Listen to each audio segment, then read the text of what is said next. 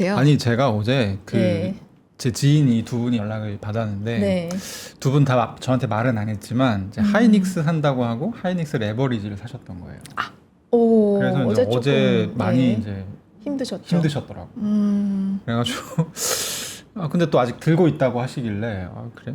그럼 오늘 또 반등하지 않을까? 뭐 약간 이런 그냥 저도 잘 모르니까 주식을 네. 예, 그냥 덕담하고 말았는데 어쨌든 다들 이렇게 좀 힘든 장인 것 같습니다. 그렇습니다. 네, 오늘 박상혁 편집장님 오셨습니다. 어떤 네. 얘기 갖고 오셨나요? 오늘은 좀 6만 달러 초반선에서 비트코인이 좀 왔다 갔다 하고 있잖아요. 말씀 네. 주신 대로. 네. 그래서 좀 디지털 자산 뭐 가격 얘기를 먼저 앞서서 하기보다는 뭐 좀 전반적으로 이 지금 산업이 어떻게 흘러가고 있나 이걸 좀 짚어보고 싶어가지고 별도의 좀 주제를 하나 갖고 와봤는데 네. 특히 뭐 한국도 그렇고 주요 국가들이 디지털 자산 산업 주요 섹터를 보면 거래소잖아요. 네, 그래서 코인베이스 지난주에 제가 잠깐 시스템 업데이트라는 걸 했다고 아주 간략하게 말씀을 드렸는데 오늘 좀 그걸 좀 자세하게 얘기를 해보면서 코인베이스는 이렇게 하고 있는데 다른 국가의 거래소들은 어떻게 하고 있나 이런 거 좀 짚어보는 시간을 가지려고 하나 준비를 해봤습니다. 제가 네. 저 이제 편집장님이랑 안 기간이 오래되다 보니까 예. 습관을 하나를 파악했는데 뭐죠? 하는 얘기가 재밌다. 말이 느려집니다. 오늘 네, 굉장히 재밌을 것 같은. 뭘 지금 별도의 뭘 준비해 왔대잖아요. 네. 재밌을 것 같습니다. 기대가 얘기해 됩니다. 주시죠. 뭐부터 시작하면 됩니까? 네, 그래서 시스템 업데이트에서 뭘 했냐라고 했을 때 뭐 주요 내용은 말씀드리긴 했지만 뭐 이번에 조금 더 자세하게 말씀드리면 제일 중요한 건 아무래도 이 토큰화된 미국 주식을 거래 지원한다라는 겁니다. 이제 7월 달에 출시될 예정인데 뭐 하나 뭐 취약점이 있다면 영 내에서 하는 서비스는 아니고요. 미국 바깥에 있는 외국인을 상대로 하는 거래 서비스인데 여기 관련해서 또 말이 많습니다. 왜냐하면 우리 또 SEC가 토큰화 증권에서 정의하는데 지금 고심을 하고 있다라는 소식을 또 몇 번 말씀드리기도 했는데 거기 보면은 우리 뭐 발행자가 직접 발행한 주식을 토큰화하는 게 첫 번째, 그 두 번째 그 미국 예탁 결제원처럼 이 제3자 커스터디 기관에 주식을 예치해 놓은 걸 거기서 이제 토큰화를 하는 거. 그리고 세 번째가 이 기초 자산은 없는데 거기서 이제 제3자 래핑 서비스를 해가지고 추종하는 토큰화 주식 서비스를 하는 거. 네 번째는 아예 뭐 가격 자체를 추종하는 어떤 토큰화 서비스를 하는 거. 네 가지가 있다고 말씀을 드렸는데 네. 코인베이스가 이 토큰화된 미국 주식 서비스를 앞으로 하겠다, 7월에 하겠다라고 하면서 한 가지 조건을 달았는데 거기에 대해서 역외로 하겠다라고 했던 거였죠.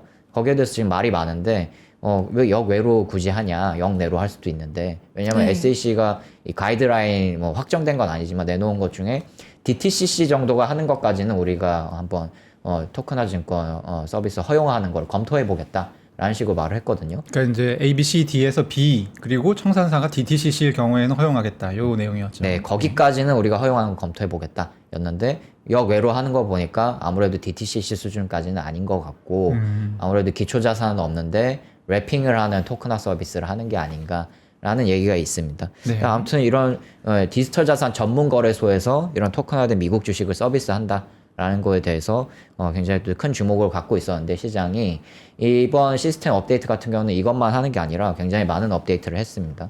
두 번째 같은 경우에는 이 옵션, 선물 옵션 거래가 있는데 그것도 디지털 자산만이 아니라 주식까지 다 일원화해서 글로벌하고 미국을 통합하는 그런 유동성 일원화 서비스를 제공을 하겠다라고 장기 프로젝트를 또 제시를 했고요. 또 세 번째는 예측 시장이죠. 네. 예측 시장 같은 경우에는 우리 한국에서는 많이 사실상 규제를 받고 있고 금지돼 있고 한데 미국에서는 지금 폴리마켓 같은 게 앱스토어 서비스 톱10 근처까지 올라왔다라는 소식도 말씀드렸잖아요. 그래서 관심이 많이 가지고 있는 서비스인데 예측 시장도 우리 앱 안에서 다 할 수 있게 하겠다. 라고 또 얘기를 했습니다. 거기에서 더해서 또 하나 재밌는 거는 이 코인베이스가 AI 관련 투자 서비스를 한다라는 게 있는데 이게 좀 뒤에 또 말씀드리겠지만 이 코인베이스 같은 경우는 AI 그 자체를 SEC하고 CFTC에 등록을 해버렸습니다. 투자 어드바이저로 등록을 해서 AI라는 주체 자체를 제도권 안에 포함을 시켜서 지금 역내 서비스를 하겠다 이렇게 하고 있고 코인베이스 원카드 같은 경우는 또 결제 서비스입니다. 근데 이것도 지금은 제한돼 있긴 한데 비즈니스를 앞으로 제휴를 확장을 해서 우리 캐시백 혜택을 늘려나가겠다라고 했는데 지금 일단 현재 상황으로는 아고다의 그 산하에 로켓 트래블이라는 여행 사이트가 있는데 거기서 결제를 하면은 비트코인 최대 5% 캐시백 받는 혜택을 제공하는 그런 베네핏을 지금 주고 있습니다.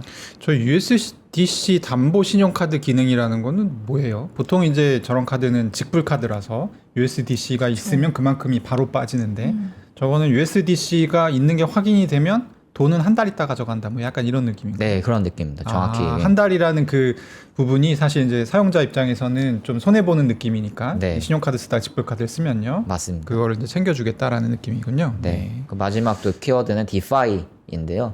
우리 뭐 디지털 자산을 담보로 해서 뭐 대출을 한다거나 그리고 또 덱스에서 뭐 거래를 할 수 있게 한다거나 이게 있는데 또 코인베이스는 이 중앙화 플랫폼 외에도 베이스라는 레이어 2 별도의 그 플랫폼이 있잖아요. 네. 거기서 이제 생태계를 따로 마련해서 이런 디파이 프로젝트를 우리 앱 안에서 우리 생태계 안에서 거래할 수 있게 그렇게 하겠다라는 또 포부를 또 밝혔습니다. 네. 와, 이렇게까지 모든 걸 하겠다고 하는 곳은 지금 현재로서는 코인베이스 단 한 군데밖에 없는 거죠? 디지털 자산 거래소 중에서는 지금 코인베이스가 굉장히 또 스케일이 큰 시도를 하고 있지 않나 그렇게 또 보여집니다. 이게 이제 네. 약간의 그 슈퍼앱이라는 개념이 예전에 있었는데 네. 그 개념을 도입하겠다라고 얘기는 많이 했지만 이 구체적으로 이렇게 항목별로 나온 곳은 사실 이제 코인베이스밖에 없죠 지금. 아, 예, 그렇군요. 네. 그래서 이렇게 슈퍼앱 서비스 또 코인베이스는 최근에 또 에브리띵 익스체인지라고 표현을 하고 있는데 네. 한마디로 우리 앱 안에서 뭐 디지털 자산뿐만 아니라 주식도 할 수 있게 하고 나아가서 나중에 뭐 부동산 RWA 토크나 이런 것도 다 할 수 있게 하고 또 선물 옵션도 이 지금 유동성이 파편화되어 있다는 게 우리 디지털 자산 투자자들의 지적하는 것 중에 하나거든요. 네. 네. 이거를 글로벌이랑 영내를 통합해 버리겠다 장기적으로 해서 이 데리비트라는 또 파생상품 거래소를 인수를 했거든요. 코인베이스가 작년에 그런 식으로 해서 또 장기적으로 글로벌 사용자까지 우리가 다 포섭을 하겠다 그런 또 계획을 밝히고 있습니다. 네. 그러면 지금 이게 주요한 서비스들은 일단 이제 영내가 아니라 여기서 영내는 이제 미국 안을 얘기하는 거죠. 맞습니다. 영내가 아니라 역외 사용자들 대상으로 아마 풀릴 것 같다라고 하셨는데 그럼 뭐 규제 같은 경우는 별로 걱정 안 해도 되는 겁니까? 물론 있습니다. 아까 말씀드렸던 토크나 서비스 같은 경우에도 SEC가 아직 확정을 한 게 아니거든요. 네, 상황에 따라서 또 제한을 받을 수 있는 그런 여지가 또 그러니까 있고요. 이제 소비자들은 해외 소비자들이 할지라도 코인베이스 미국 기업이기 때문에 SEC 승인을 받아야지만 이제 내용이 진행이 될 수 있는 부분이 있다라는 말씀이시죠? 그렇습니다. 네. 그리고 또 뭐 디지털 자산 선물 옵션 서비스 같은 경우에도 지금 코인베이스가 영 내에 그러니까 미국 안에 뭐 CFTC에 등록 하나 받아놓고 파생상품 관련 등록을 받아놓고 그리고 또 역 외에서는 버뮤다 법인을 또 따로 차려가지고 거기서 투트랙으로 하고 있는 구조거든요. 네. 근데 이거를 이제 이 브릿지 역할을 하는 데리비트의 이렇게 유동성을 모아가지고 글로벌하고 영내를 통합하겠다는 건데 이것도 뭐 통합이 스무스하게 뭐 잘 되면 좋은데 또 나중에 또 어떤 SEC나 CFTC 같은 경우에서 또 가이드라인 내려올 수 있겠죠. 그 디파이 같은 경우에도 또 마찬가지입니다. 네. 우리 베이스를 통해서 코인베이스가 디파이 생태계를 구축하려고 하고 있지만 또 클래리티 법안이나 이런 데서 또 디파이 관련 규제가 또 얘기가 나오고 있기 때문에 네. 또 향후에 얘기가 달라질 수 있다. 근데 미국에서 굉장히 또 우리가 중요하게 봐야 될 거는 이런 나중에 그런 리스크가 부각될 가능성이 있을지라도 이런 식으로 지금 현행 제도를 이용해서 코인베이스가 이 정도 스케일의 시스템 업데이트를 할 수가 있다. 이 점에 좀 초점을 맞춰야 될 것 같습니다. 그리고 보니까 준비해 오신 장표를 보니까 라이센스를 굉장히 많이 가지고 있네요. 보유를 많이 하고 있네요. 네, 코인베이스가 직접 딴 것도 있고요. 어떤 라이센스를 갖고 있는 업체를 인수를 해가지고 그 라이센스를 취득하는 경우도 있고 굉장히 오랫동안 준비를 해왔습니다. 코인베이스가 실제로. 네.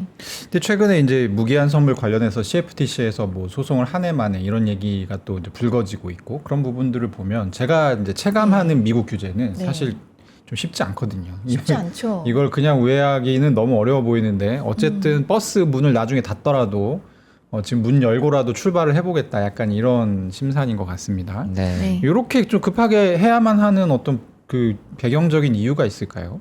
아무래도 이미 그 슈퍼앱 자체는 뭐 지난해 뭐 지지난해부터 계속 얘기를 해왔던 건데 작년부터 로빈후드 같은 곳에서 네. 예측 시장이나 디지털 자산 서비스 같은 걸 전개를 하니까 아무래도 코인베이스 입장에서는 손님 다 뺏긴다. 네, 예, 경쟁 의식이 예. 또 생기는 거죠. 네. 그리고 또 밑에서는 하이퍼리퀴드 같은 타중앙화 거래소가 무기한 선물, 뭐 주식 토큰화 무기한 선물이라든지 원자재 토큰화라든지 뭐 무기한 선물이라든지 이런 거 다 하고 있으니까 네. 우리도 해야지 안 하면 지금 뒤처진다. 이런 또 위기 의식이 번지면서 또 이런 대대적인 업데이트를 한 게 아닌가. 그또 분석이 나오고 있습니다. 네.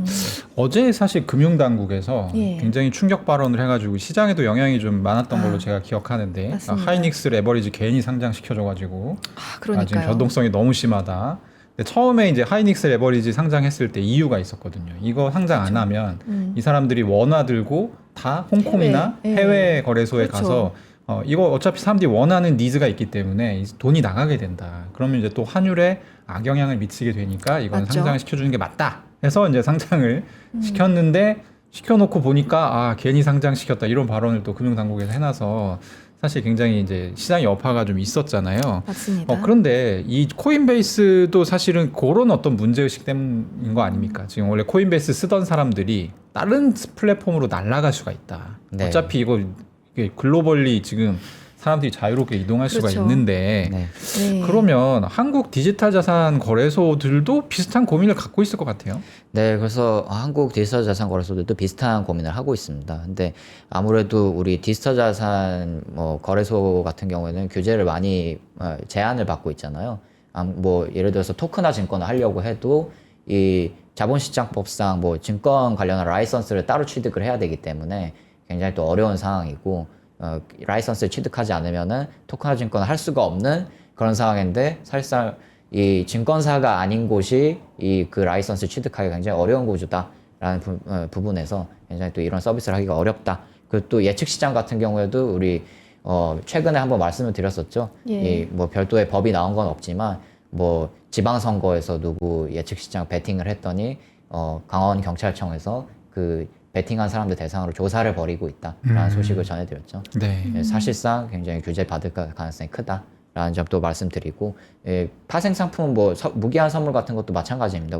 우리나라 지금 거래소에서는 선물이나 뭐 옵션, 뭐 디지털 자산 기반으로 할 수가 없잖아요. 그래서 굉장히 제한되어 있는 상황인데 그 와중에서도 좀 노력을 하고 있는 거는 이런 식으로 좀 재편이 이루어지고 있는 것 같아요. 뭐 기존 증권사가 디지털 자산 거래소 지분을 인수해가지고 어느 정도 거대 주주에 해당하는 그런 지분을 취득해가지고 전통 증권사나 혹은 전통 금융기관의 인프라를 디지털 자산 거래소가 활용할 수 있게 그리고 또 향후 우리 또 한국의 디지털 자산 기본법 지금 입법이 과정 중에 있잖아요. 그게 이제 잘 통과가 되면은 아무래도 이런 전통 증권사와 이 디지털 자산 거래소 컨소시엄 형태로 해서 뭐 스테이블 코인을 뭐 발행할 수도 있고 뭐 토큰화 증권 서비스를 할 수도 있고 이런 길은 열려 있기 때문에 아무래도 그런 한국에서도 미국의 클래리티 법안이 있다면 한국에서도 그런 디지털 자산 기본법 같은 입법이 아무래도 빨리 돼야 되지 않겠느냐. 그래야지 뭐 업비트나 빗썸 뭐 이런 디지털 자산 거래소들도 뭐 지금 코인베이스나 바이낸스가 하는 것처럼 여러 가지 서비스를 더 확대해서 할 수 있지 않겠느냐. 그런 반응이 나오고 있습니다. 저희도 또 지지난주였을까요? 그 이장원 세무사님 나오셔가지고 네. 뭐 다양한 얘기 해주셨지만은 이제 해외 자산 같은 거 이제 신고를 해야 되는 의무가 있다. 6월 30일까지 해라. 뭐 이런 얘기가 있었는데 그런 것들도 결국에는 이제 한국에서 하지 못하니까 이제 해외에서 하다 보니 이제 그렇죠. 그런 것들을 신고해야 되는 상황까지 생기는 거잖아요. 그렇죠. 그래서 좀 기술은 있는데 규제 때문에 안 된다고 한다면 조금 풀어줘서 좀 한국에 좀 그 돈들이 남아있을 수 있게 하는 것도 하나의 방편이지 않을까. 저는 개인적으로는 그런 생각이 들거든요. 지금 준비해 오신 자료 보면 코인베이스가 한다는 그 10가지가 네. 거의 다 한국에서는 규제 때문에 안 된다라고 분석을 해오셨거든요. 아쉽죠. 네. 네. 근데 저는 그 중에 좀 가장 좀 시급하다 생각하는 게 일단 카드. 카드를 만약에 네. 이제 USDC 담보형으로 쓰게 되면 이건 신용카드랑 소비자 입장에서 똑같기 때문에 너무 편할 것 같고 그렇죠. 그리고 이제 이게 제가 여러 차례 이제 여기뿐만 아니라 다른 데서 나와서 얘기했지만 소득이 안 잡힙니다. 이게 USDC로 소득을 받게 되면 그래서 소득이 누락되는 효과가 있기 때문에 사실 이제 규제적인 측면에서는 카드를 이게 암호화폐 기반의 신용카드를 발급해 주는 그런 규제가 반드시 좀 풀려야 되지 않을까라는 네. 생각이 일단 들고 그리고 생산성적인 측면에서는 이제 AI 투자 자문 이런 거는 얼마든지 한국에서도 할 수 있을 것 같거든요. 그렇죠. 네. 근데 이것도 규제 때문에 안 되는 거죠. 네, 투자 일임 관련한 문제가 또 있다고 하더라고요. 그래서 네.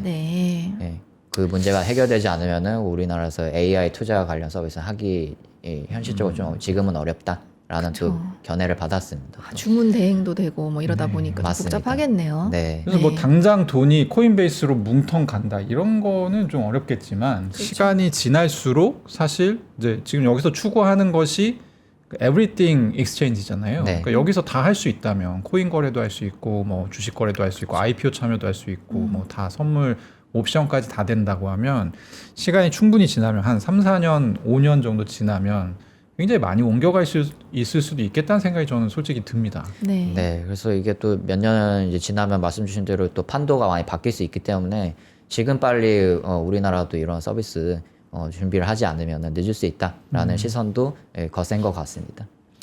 네. 네, 어제 그 해시드라고 하는 이제 저희한테는 잘 알려진 이제 자산운용사인데 거기서 이제 주최한 세미나가 하나 있었어요. 이제 네. 거기에서 안도걸 더불어민주당 의원이 이제 참석을 하셔가지고 예.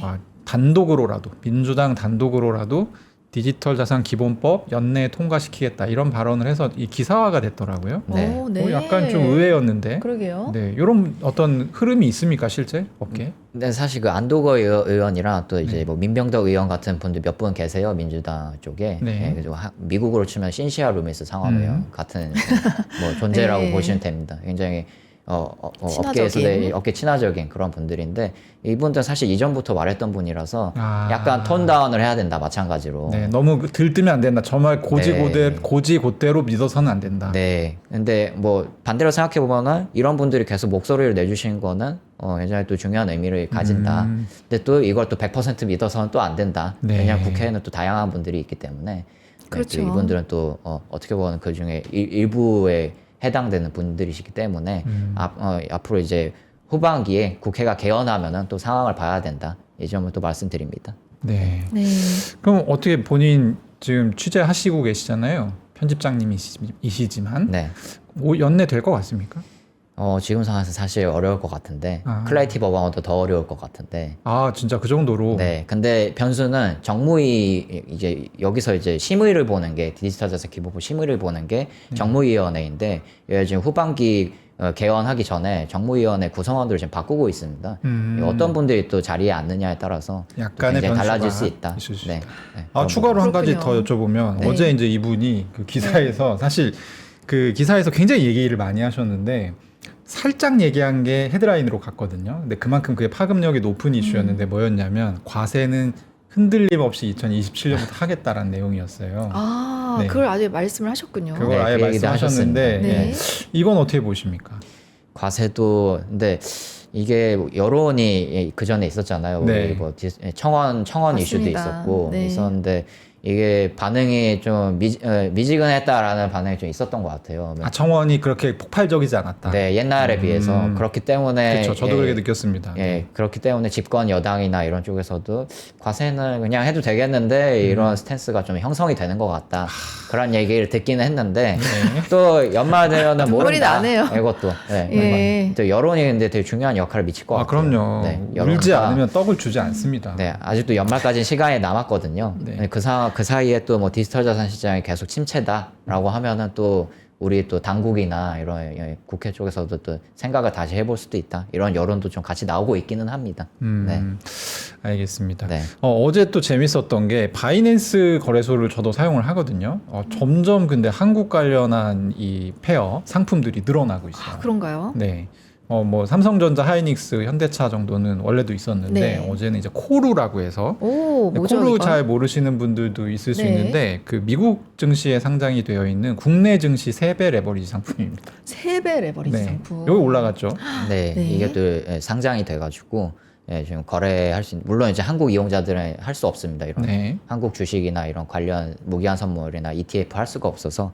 근데 뭐 어쨌든 글로벌리하게 상장을 했습니다. 바이낸스가. 그래서 이제 뭐 삼전 닉스나 이런 게 뭐 떨어지면 이제 수익률을 추종하는 ETF거든요. 그렇죠. 한국 주요 주식을 이제 수익률을 추종하는 그러다 보니까 어제 같은 경우는 굉장히 많이 떨어졌잖아요. 네. 그러다 보니까 또 상장되자마자 또 이제 상장 샀더니 폐지? 떨어졌다 뭐 이런 외국인 이용자들도 있습니다. 아, 또 이 사자마자. 상품이 원래 네. 컨셉이 3배 레버리지를 추종하는데 네. 20배까지 레버리지 또 쓸 수가 있어요.